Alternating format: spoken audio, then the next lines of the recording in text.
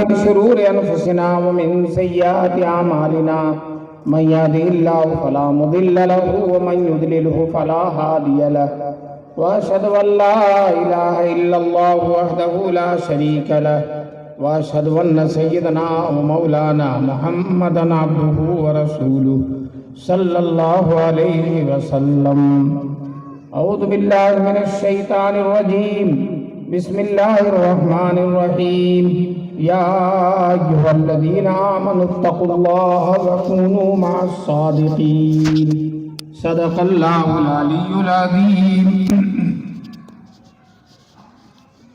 گلے باغ خلیلی بھیج دے باد بہار اپنی، گلے باغ خلیلی بھیج دے باد بہار اپنی، نظر آتی ہے گلشن میں ہوا ناسازگار اپنی، ہمیں کرنی ہے شاہنشاہ بطحا کی رضا جوئی، وہ اپنے ہو گئے تو رحمت پروردگار اپنی. حضرت صدر جلسہ، معزز اور محترم علماء کرام، محترم بزرگوں اور دوستوں، نوجوانان ملت، نیک ماؤں اور بہنوں، اللہ کا بڑا کرم ہے، بڑا احسان ہے کہ اللہ تعالیٰ نے ہم سب کو اس عظیم الشان دینی، ایمانی اور روحانی اجلاس میں شریک ہونے کا موقع نصیب فرمایا. میں اس مومن پورہ کے ناگپور کے اس محلے کے جوانوں کو مبارکبادی دیتا ہوں کہ ان حضرات نے بڑے حوصلے کا ثبوت دیا اور بہت ہی دینی اور ایمانی جذبے کے ساتھ اس اجلاس کو منعقد کیا. ہم سب لوگوں کی تاریخ لینے کی کوشش کی اور یہ بچے ماشاءاللہ دعا کرتے رہے. دعا کر کر ان حضرات نے علماء کرام کی تاریخ لی. جب عالموں نے سنا کہ بچے دعا کر رہے ہیں تو عالم جہاں سے بھی تھے افتاں اور خیزاں کسی طرح سے یہاں پہنچ گئے. اللہ تعالیٰ عالموں کے پہنچنے کو قبول فرمائے. اور ساتھ ساتھ میں حافظ عبد المقیم صاحب یا قاری عبد المقیم صاحب اور ان کے جو جوان رفقا ہیں اور مفتی صاحب وغیرہ سب حضرات کا شکر گزار ہوں کہ آپ حضرات نے اس بہترین اجلاس کو منعقد کیا.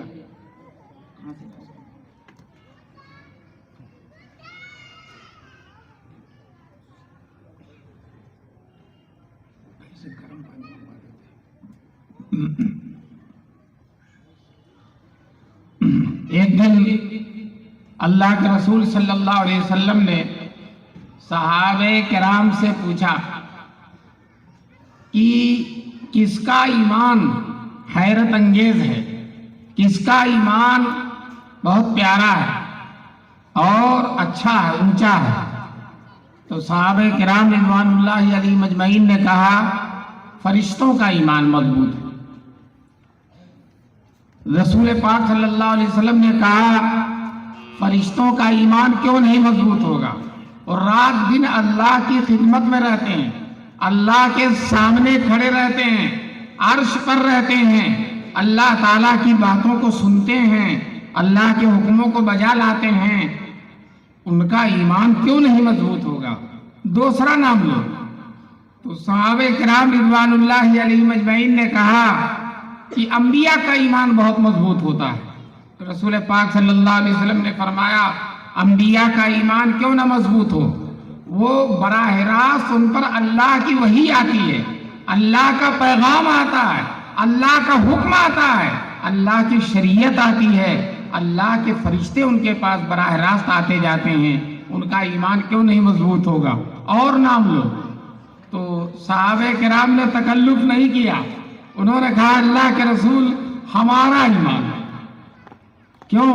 ہم آپ کے ساتھ رہتے ہیں، آپ کے ساتھ نماز پڑھتے ہیں، آپ کے ساتھ جہاد کرتے ہیں، رات دن آپ کی مجلس میں بیٹھتے ہیں، آپ کے چہرے زیبا کی زیارت کرتے ہیں، ہمارا ایمان مضبوط ہے. رسول پاک صلی اللہ علیہ وسلم نے کہا تم رات دن میرے معجزے دیکھتے ہو، میری باتوں پر ایمان لاتے ہو، تمہارا ایمان مضبوط نہیں ہوگا تو کس کا ہوگا؟ اور نام بتاؤ.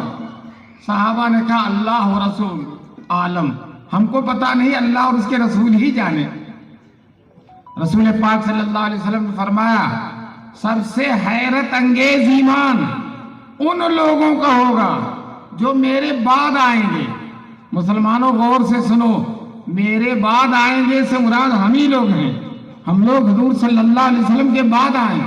حضور نے فرمایا میرے بعد آئیں گے، مجھے دیکھا نہیں ہے اور کتابیں پڑھ پڑھ کر مجھ پر ایمان لائے ہیں، ان کا ایمان سب سے حیرت انگیز ہوگا۔ دوستو اس حدیث کے سنانے کا مقصد یہ ہے ہمارے ایمان پر ہمارے رسول پاک صلی اللہ علیہ وسلم کو اعتماد ہے۔ حضور خوش ہیں، ہمارے ایمان کو حیرت انگیز کہہ رہے ہیں اور ہمارے ایمان کو بہت اچھا کہہ رہے ہیں۔ جب ہمارے رسول پاک صلی اللہ علیہ وسلم نے ہمارے ایمان پر اعتماد فرمایا ہے تو ہم کو رسول پاک صلی اللہ علیہ وسلم کے اعتماد کی لاج رکھنی ہے اور اپنے ایمان کو مضبوط رکھنا ہے، اپنے ایمان کی حفاظت کرنا ہے، اپنے ایمان کو کسی بھی خراب صورت سے اپنے ایمان کو بچانا ہے۔ یاد رکھو اگر اعمال اچھے ہوتے ہیں تو ایمان مضبوط ہو جاتا ہے۔ چنانچہ جو لوگ نماز پڑھتے ہیں اور جو لوگ نماز نہیں پڑھتے دونوں کے ایمان میں ہے ایمان دونوں کا، لیکن نماز پڑھنے والے کا ایمان مضبوط ہے، نماز نہ پڑھنے والے کا ایمان مضبوط نہیں ہے۔ اسی طرح سے جو لوگ زکوٰۃ دیتے ہیں ان کا ایمان مضبوط ہے، جو لوگ زکوٰۃ نہیں دیتے ہیں ان کا ایمان کمزور ہے۔ تو دوستو فرائض کے ادا کرنے سے ایمان میں مضبوطی آتی ہے، نیکیاں کرنے سے ایمان میں مضبوطی آتی ہے، اللہ کا حق ادا کرنے اور اللہ کے بندوں کا حق ادا کرنے سے ایمان میں مضبوطی آتی ہے۔ اور اگر اللہ کا حق نہ ادا کریں، اللہ کے بندوں کا حق نہ ادا کریں تو ایمان کمزور ہو جاتا ہے۔ اللہ تعالیٰ ہم سب کو اپنے ایمان کو مضبوط کرنے کی توفیق نصیب فرمائے۔ اب مسلمانوں بتلاؤ، جب ہمارے حضور صلی اللہ علیہ وسلم کو ہمارے ایمان پر ناز ہے اور ہمارے ایمان کا صحابہ کے سامنے تذکرہ کر رہے ہیں، صحابہ بھی سوچ رہے ہوں گے وہ کون لوگ ہیں جو حضور کے بعد آئیں گے اور جن کے ایمان کی حضور تعریف کر رہے ہیں۔ دوستو اس ایمان کی ہر قدم پر ہمیں حفاظت کرنی چاہیے۔ آج ہماری بچیاں، ہمارے بچے بڑی آسانی کے ساتھ ایمان چھوڑ رہے ہیں، رخصت ہو رہے ہیں، ایمان سے بیزار ہو رہے ہیں، مرتد ہو رہے ہیں۔ بہت سے علاقوں میں بچیاں جو کالجوں اسکولوں میں پڑھتی ہیں یا نہیں بھی پڑھتی ہیں اور بے پردگی کی وجہ سے، غیروں کے اختلاط کی وجہ سے، غیروں سے ملنے جلنے کی وجہ سے اپنا ایمان برباد کر رہی ہیں۔ دوستو بتاؤ، ایک تو اپنا ایمان برباد کر رہے ہیں، دوسرے اپنے رسول کو تکلیف پہنچا رہے ہیں۔ رسول نے ہمارے ایمان کی صحابہ کے سامنے تعریف کر دی، اب ایمان سے بیزار ہو کر، ایمان چھوڑ کر رسول پاک صلی اللہ علیہ وسلم کی روح کو تکلیف پہنچا رہے کہ نہیں پہنچا رہے؟ حضور نے ہمارے ایمان کی تعریف کی تھی اور ہم اپنے ایمان کو بچا نہیں سکے، ہم اپنے ایمان کو محفوظ نہیں رکھ سکے۔ اس لیے میں مسلمانوں سے درخواست کرتا ہوں کہ اپنے بچوں اور بچیوں کے ایمان کو بچاؤ۔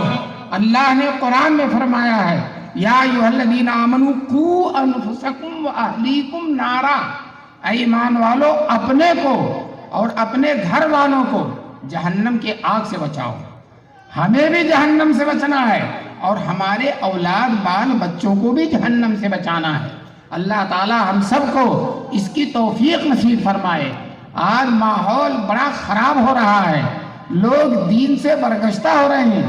یہ موبائل جو ہر ایک کے ہاتھ میں ہے، اس نے قیامت ڈھا دی، اس نے بہت زیادہ نقصان پہنچایا ہے۔ کہتے ہیں کہ موبائل کی ایجاد کے بعد شیطان مطمئن ہو گیا اور کہا میں جتنا گمراہ کر سکتا ہوں اس سے زیادہ یہ موبائل گمراہ کر رہا، میرا آلہ کار ہے، یہ میرا کارندہ ہے، میرا نمائندہ ہے۔ آج موبائل پر مرد بھی عورتوں کی تصویریں دیکھ رہے ہیں اور عورتیں بھی مردوں کی تصویریں دیکھ رہے ہیں، حالانکہ رسول پاک صلی اللہ علیہ وسلم نے فرمایا مرد کے لیے غیر محرم پر نظر جائز نہیں ہے، اور عورت کے لیے بھی کسی غیر محرم مرد پر قصداً بلا کسی ضرورت کے نظر کرنا جائز نہیں ہے۔ ایک دفعہ رسول پاک صلی اللہ علیہ وسلم بیٹھے ہوئے تھے اور آپ کے ساتھ آپ کی 2 بیویاں بیٹھی ہوئی تھی۔ ایک اندھے صحابی آنے لگے، حضور صلی اللہ علیہ وسلم نے ان دونوں بیویوں سے کہا پردہ کر لو، یہ عبداللہ ابن ام مکتوم آ رہے ہیں۔ ان دونوں عورتوں نے کہا اللہ کے رسول یہ تو اندھا ہے، اس سے کیا پردہ کرنا؟ تو حضور صلی اللہ علیہ وسلم نے فرمایا یہ اندھا ہے لیکن تم تو اندھی نہیں ہو، یہ اندھا ہے تم تو اندھی نہیں ہو، جس طرح سے اسے تمہیں دیکھنا جائز نہیں ہے اسی طرح سے تمہیں اسے بھی دیکھنا جائز نہیں ہے۔ یہ ہے پردے کا اہتمام۔ مرد جو ہے اجنبی عورتوں سے اور عورتیں اجنبی مردوں سے اپنی نگاہوں کو بچائیں، عفت اور پاک دامنی اختیار کریں۔ ہمارے سامنے حضرت سیدہ فاطمہ کی زندگی ہے۔ حضرت فاطمہ کا ایک کمرہ ہے، چھوٹا سا گھر ہے حضرت علی کا، اسی میں رہتی ہیں، پوری زندگی گزار دیا، کبھی کسی غیر محرم کی نظر ان پر نہیں پڑی۔ آج شاندار بلڈنگیں ہیں، بہت بڑے بڑے گھر ہیں، اس کے باوجود بھی عورت اپنے آپ کو بچا نہیں پاتی، اپنے آپ کو محفوظ نہیں رکھ پاتی، لوگوں کی نظروں کی زد سے اپنی حفاظت نہیں کر پاتی ہے۔ ہمارے لیے ان صحابیات کی زندگی نمونہ ہے۔ اللہ تبارک تعالیٰ ہماری ماؤں اور بہنوں کو بھی جو ہے عفت، پاک دامنی اور تقوی، اور ہمارے مردوں کو بھی اللہ تعالیٰ پاک دامنی کی دولت سے نوازے۔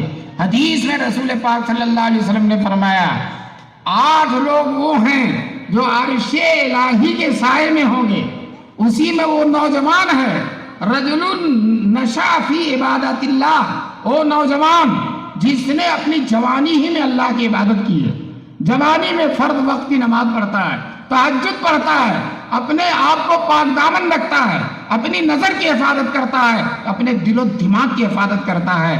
ایسا نوجوان انشاءاللہ میدان محشر میں اللہ کے عرش کے سائے میں اس کو جگہ ملے گی۔ بڑی سعادت کی بات ہے، بڑی خوش قسمتی کی بات ہے۔ میں ناگپور کے ان مسلمانوں کو بہت ہی مبارکبادی دیتا ہوں کہ آپ نے دین کا یہ پروگرام منعقد کیا۔ اللہ تعالیٰ ان جوانوں کی محنتوں کو قبول فرمائے اور اچھا ماحول اللہ تبارک تعالیٰ اس ناگپور کا بنا دے۔ یہ محلہ عام طور پر مومنین کی کثرت کا محلہ، مومن پورا نام بھی ہے، اللہ تعالیٰ صحیح معنوں میں اس محلے کو مومن پورا بنا دے۔ یاد رکھو ہمارے رسول پاک صلی اللہ علیہ وسلم نے جب آخری حج کیا تھا، جس کو حجۃ الوداع کہتے ہیں، آخری حج کیا، اور 1 لاکھ صحابہ آپ کے ساتھ حج میں تھے، کہتے ہیں پورا مکہ مسلمان ہو گیا تھا، پورا طائف مسلمان ہو گیا تھا۔ آپ کو معلوم ہے وہی مکہ جہاں سے 10 سال پہلے حضور رات کو چھپ کر نکلے تھے، آج پورا مکہ 10 سال کے بعد مسلمان ہو گیا۔ وہ طائف جہاں رسول پاک صلی اللہ علیہ وسلم کو ستایا گیا تھا، حضور صلی اللہ علیہ وسلم کو زخمی کیا گیا تھا، پتھروں سے حضور صلی اللہ علیہ وسلم کو مارا گیا تھا، وہ پورا کا پورا طائف مسلمان ہو گیا 10 سال کے اندر۔ اور یہ سارے کے سارے لوگ عرفات کے میدان میں آئے، آپ صلی اللہ علیہ وسلم نے اونٹنی پر بیٹھ کر عرفات کے میدان میں تقریر کی۔ 1 لاکھ کا مجمع، مائک نہیں تھا، لاؤڈ اسپیکر نہیں تھا، اور 1 لاکھ کا مجمع تھا۔ علماء لکھتے ہیں نزدیک والا جس طرح سے سن رہا تھا، دور والا بھی اسی طرح سے سن رہا تھا۔ یہ معجزہ تھا جناب رسول پاک صلی اللہ علیہ وسلم کا۔ دوستو، اس خطبے میں قیامت تک آنے والی جتنی ضروری باتیں تھیں سب رسول پاک صلی اللہ علیہ وسلم نے بیان کر دیا۔ مردوں کو بتایا کہ تمہارے اوپر عورتوں کا حق ہے، یہ کمزور عورتیں اپنے ماں باپ کو چھوڑ کر تمہارے گھر آ گئی ہیں، تم ان کی دیکھ ریکھ کرو، ان کی عزت کرو، ان کا اکرام کرو، اور جو خود کھاؤ ان کو کھلاؤ، جو پہنو ان کو پہناؤ، اور ہر طرح سے ان کی دلداری کرو۔ یہ رسول پاک صلی اللہ علیہ وسلم نے مردوں کے اوپر عورتوں کے حقوق کو بتلایا۔ دوستو، جاہلیت کے زمانے میں عورتوں کی بڑی توہین ہوتی تھی، بچیوں کو زندہ دفن کر دیا جاتا تھا، عورتوں کو کوئی حیثیت نہیں دی جاتی تھی، اور عورتوں کو بہت برا بھلا ذلیل کیا جاتا تھا۔ لیکن ہمارے حضور صلی اللہ علیہ وسلم نے تشریف لا کر عورتوں کو زمین سے اٹھا کر آسمان تک پہنچا دیا، اور آپ صلی اللہ علیہ وسلم نے خود شادی، ایسی پہلی شادی 25 سال کے جوان حضور صلی اللہ علیہ وسلم اور 40 سال کی عورت سے شادی کیا نبی پاک صلی اللہ علیہ وسلم نے، جو 2 شوہروں سے بیوہ ہو چکی تھی۔ حضور صلی اللہ علیہ وسلم نے اس عورت سے شادی کی۔ بیوہ عورتوں کو منحوس سمجھا جاتا تھا، ان کی کوئی قدر و منزلت نہیں تھی، لیکن ہمارے حضور صلی اللہ علیہ وسلم نے 2 شوہروں سے بیوہ عورت سے نکاح کر کے عورت کی عزت کو 4 چاند لگا دیا رسول پاک صلی اللہ علیہ وسلم نے۔ خود ایک حدیث میں فرماتے ہیں کہ تمہاری دنیا کی 3 چیزیں مجھے پسند ہیں: عورتیں، خوشبو اور میری آنکھ کی ٹھنڈک نماز ہے۔ تو دیکھو، عورتوں اور خوشبو، یعنی عورت ذلیل نہیں ہے، حقیر نہیں ہے، یہ اللہ کی بندی ہے، اللہ کا نام لینے والی ہے، اللہ کی پیدا کی ہوئی ہے، اس کی عزت کرنا چاہیے۔ اسی طرح سے عورتیں بہت خوش ہو رہی ہوں گی کہ مردوں کے اوپر جو ہمارے حقوق ہیں بیان کیے جا رہے ہیں۔ اب ذرا غور سے سن لیں، عورتوں کے اوپر بھی مردوں کے بہت سارے حقوق ہیں۔ چنانچہ ایک حدیث میں رسول پاک صلی اللہ علیہ وسلم نے فرمایا، اگر اللہ کے علاوہ کسی کو سجدے کی اجازت ہوتی، اگر اللہ کے علاوہ کسی کو سجدے کی اجازت ہوتی تو میں عورتوں سے کہتا اپنے شوہروں کو سجدہ کرو۔ شوہر کا اتنا درجہ ہے، اگر اللہ کے علاوہ سجدے کی اجازت ہوتی تو میں عورتوں سے کہتا اپنے شوہروں کو سجدہ کرو۔ دوستو، ایک صاحب تھے جن کی بیوی ان سے جھگڑتی رہتی تھی، ان کا احترام نہیں کرتی تھی۔ مجمع میں مولانا نے یہ حدیث سنائی تو کہنے لگے بڑی اچھی حدیث ہاتھ لگی ہے۔ جا کر اپنی بیوی کو سنایا اور کہا، دیکھو بیوی کا کتنا حق ہے کہ اگر اللہ کے علاوہ کسی کو سجدے کی اجازت ہوتی تو میں عورتوں سے کہتا اپنے شوہروں کو سجدہ کرو۔ تو وہ بیوی کہتی ہے، حدیث بالکل صحیح ہے لیکن آپ جیسے شوہروں کے لیے نہیں ہے۔ حدیث بالکل صحیح ہے لیکن آپ جیسے شوہروں کے لیے نہیں ہے۔ اور اب بتاؤ، جو ہے رسول پاک صلی اللہ علیہ وسلم کا ارشاد ہے، ایک بزرگ تھے، ان کا واقعہ مشہور ہے کہ جو ان کی بیوی ان کا احترام نہیں کرتی تھی۔ آدمی کا نوکر، بیٹا، بیوی یہ زیادہ احترام نہیں کرتے، تو جو ہے بیوی بھی تھی ان کی اور ان کا احترام نہیں کرتی تھی۔ وہ بزرگ تھے، لوگ بیعت ہوتے تھے، لوگ ان سے دعائیں کراتے تھے، اور بیوی ان سے جھگڑا کرتی تھی اور ان کو برا بھلا کہتی تھی۔